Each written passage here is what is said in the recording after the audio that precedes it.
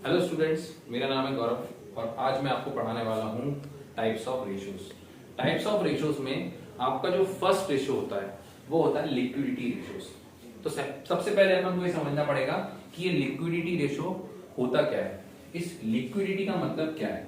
इस लिक्विडिटी का मतलब ये होता है कि फर्म की एबिलिटी अपनी करंट लायबिलिटी को पे करने की, मतलब फर्म कितनी जल्दी अपनी करंट लायबिलिटीज को पे करेगी।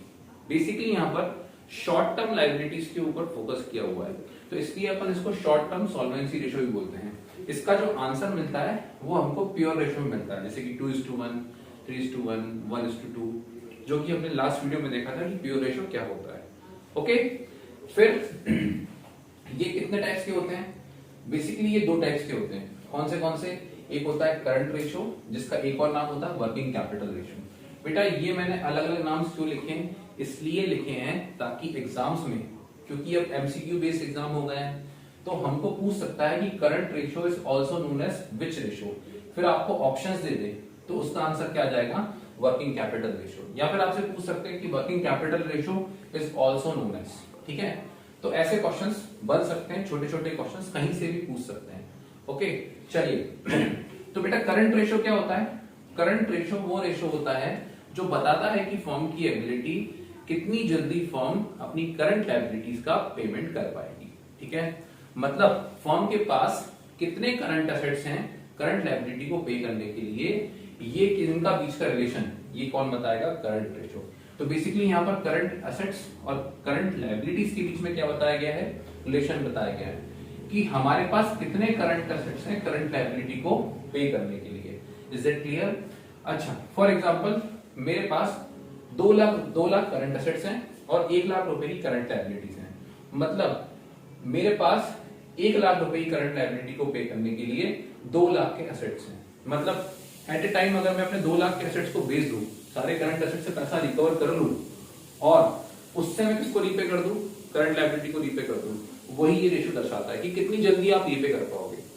बेसिकली यहां पर आपको फोकस रहता है कि 12 महीने के अंदर, ठीक है, फर्म की एबिलिटी 12 महीने के अंदर करंट लायबिलिटी को पे करने की कितनी है। Okay, is it clear?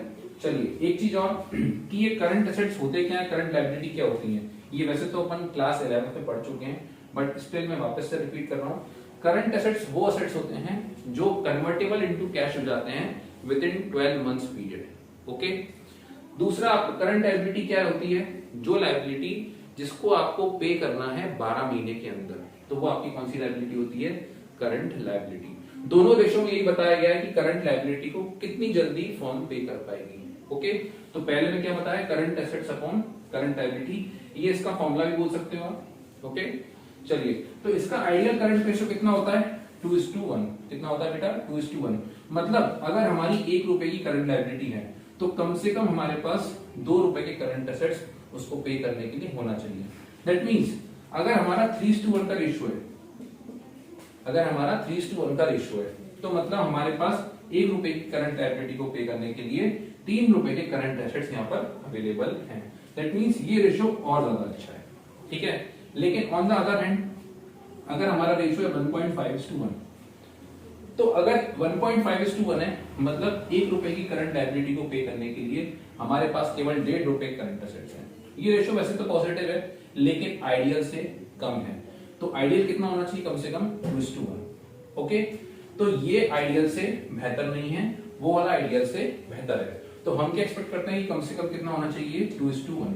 अच्छा, एक और इंपॉर्टेंट पॉइंट है कि जितने भी आपके करंट एसेट्स हैं उसमें used tools, stores, spares, provision for doubtful debts ये इंक्लूड नहीं होंगे। तो ये मैंने आपको अलग से स्पेशली हाईलाइट करके बता दिया कि ये चीजें करंट एसेट्स में इंक्लूड नहीं होंगी। प्रोविजन तो वैसे भी लायबिलिटी होती है, तो इसलिए इसको अपन इंक्लूड नहीं करते हैं। ओके, तो आई होप आपको करंट रेशियो अच्छे से क्लियर हो गया होगा। अब हम आते हैं कौन से रेशियो पे? क्विक रेशियो पे। तो क्विक रेशियो के 3 नाम होते हैं, क्विक, लिक्विड, एसिड टेस्ट, ठीक है, बात एक ही है। अब ये क्या बताता है? यहां पर ये बताया था कि करंट लायबिलिटी को 12 महीने के अंदर कैसे पे करना है, ठीक है, या कितनी जल्दी आप करंट लायबिलिटी को, करंट एसेट्स को बेच के पे कर पाओगे। लेकिन वो बताता है कि कितनी जल्दी आप करंट लायबिलिटी को पे करोगे, कितनी शॉर्टली पे कर पाओगे। या फिर बोल सकते हैं कि 1 महीने के अंदर पे कर पाओगे या नहीं कर पाओगे, ठीक है।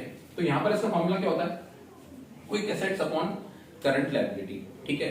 अब क्विक एसेट्स में आपके ये 3 एसेट्स हट जाते हैं, कौन से, स्टॉक, प्रीपेड एक्सपेंसेस और एडवांस टैक्स। सर ये स्टॉक को क्यों हटा दिया आपने करंट एसेट्स, या फिर बोल सकते हैं क्विक एसेट्स में से आपने स्टॉक को क्यों हटा दिया। स्टॉक को बेटा इसलिए हटा दिया क्योंकि स्टॉक अपना इजीली कन्वर्टेबल इनटू कैश नहीं होता है। देखो आपकी शॉप है, आपके पास स्टॉक रखा हुआ है, अब कस्टमर के ऊपर डिपेंड करता है, कस्टमर कब आएगा ये हम कुछ नहीं कह सकते।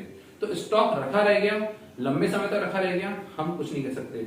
मतलब स्टॉक नॉर्मली 2, 3, 6 महीने तक रखा रहता है किसी भी शॉप में, कहीं कहीं पे जल्दी बिक भी जाता है, ओके।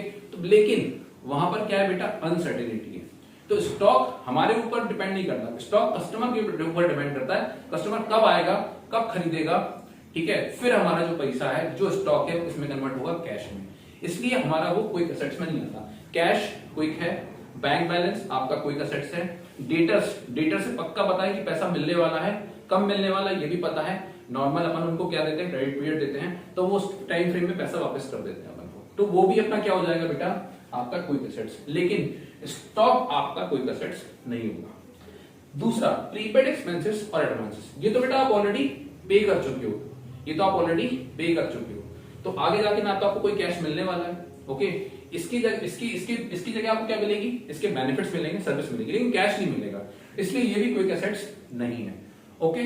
तो जो क्विक एसेट्स हैं उसमें ये 3 आइटम नहीं आएंगे, जैसे कि एक एडवांस टैक्स भी है कि आपने सरकार को एडवांस में टैक्स पे कर दिया, तो आपको आगे टैक्स पे करना नहीं पड़ेगा, तो आपको कोई कैश तो मिलने वाला नहीं है, ठीक है। तो ये भी आपके क्विक एसेट्स में नहीं आएगा। तो बेसिकली करंट एसेट्स में से अगर ये 3 चीजों को हटा दें तो हमको क्या मिल जाएगा, क्विक एसेट्स, ओके। चलिए अब इसका मतलब क्या हुआ कि करंट लायबिलिटी को पे करने के लिए हमारे पास कितने क्विक एसेट्स अवेलेबल हैं। तो इसका आइडियल रेशियो होता है 1:1, मतलब 1 रुपए की लायबिलिटी है तो कम से कम 1 रुपए के क्विक एसेट्स हमारे पास अवेलेबल होना चाहिए, ओके। आई होप आपको ये अच्छे समझ में आया होगा। अच्छा सर इसका रिलेवेंस क्या है बेटा, इसका यूजफुलनेस या फिर बोल सकते हैं इसका रिलेवेंस, बेसिकली बैंकर्स या फिर जो शॉर्ट टर्म लोन प्रोवाइडर्स हैं वो चेक करते हैं ये रेशियो लोन देने के पहले, ठीक है। वो चेक करते हैं कि आपकी करंट एसेट्स कितने हैं, करंट लायबिलिटी कितने हैं। अगर सपोज करो आपकी लायबिलिटी बहुत ज्यादा है, ठीक है, तो ऑब्वियस सी बात है आपके पास करंट एसेट्स पे करने के लिए उनको कम रहेंगे, तो फिर वो आपको लोन देने से थोड़ा सा हिचकिचाएंगे। तो आपको बेसिकली देखना पड़ेगा किसी भी कंपनी का या फर्म का ये रेशियो बेहतर है या नहीं है, ओके। आई होप ये दोनों रेशियोज के बारे में आपको अच्छे समझ में आया होगा। और कोई इश्यूज हो तो आप मुझे पर्सनली कांटेक्ट कर सकते हैं, ठीक है। चलिए आज के लिए इतना ही, बाकी नेक्स्ट वीडियो में अपन देखेंगे दूसरे रेशियोज, ओके। चलिए थैंक यू सो मच।